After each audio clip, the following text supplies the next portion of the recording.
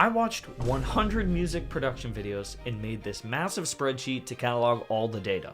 In today's video, I'm going to reveal to you the 3 most covered tips to help you improve your music as fast as possible and to help grow your fan base. These tips will apply to all genres of music, and the number 1 tip will change the way that you write your music forever.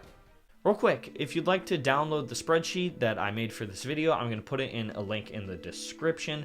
I'm only going to cover the top 3 tips that I came across, but there's a lot more data on that spreadsheet if you're interested. So let's go. You love your song. The melody and chords sound great.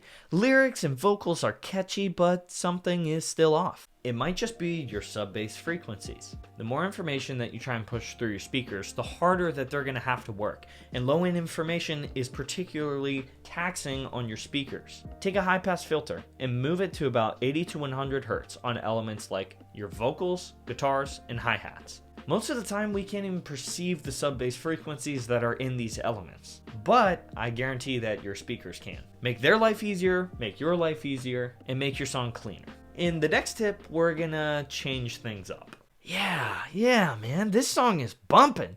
Now time to arrange the song.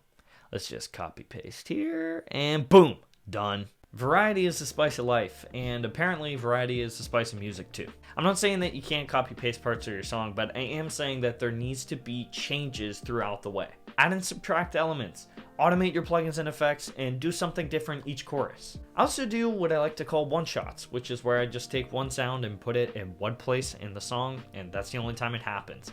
It's like putting an Easter egg in for all your listeners, and they're gonna love to share that with their friends whenever they discover it. You have to use your discernment for what's gonna work for your song in particular, but make a moment for your listeners to remember. This next tip will undoubtedly change the way that you make your music forever. This was by far the most mentioned tip across all 100 videos. It was on 33 videos as a specific tip, so that's already a third, and it was talked about in pretty much every single video at some point.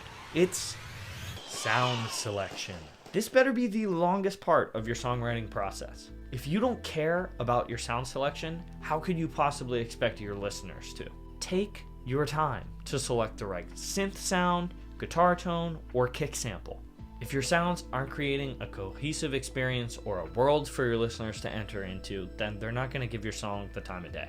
This is definitely a difficult tip to put into action, but the next time you sit down, I want to challenge you to double the amount of time that you spend on the sound selection process and just see what happens. Do a save as of your project if you need to explore multiple ideas. The possibilities are endless. So now you guys have seen what 100 other people told you to do with your song, but there is something that I didn't tell you. All of this information is useless if you don't know how to actually finish your song. Luckily, I made a video on how to do that. You can click it right here. Until next time, peace.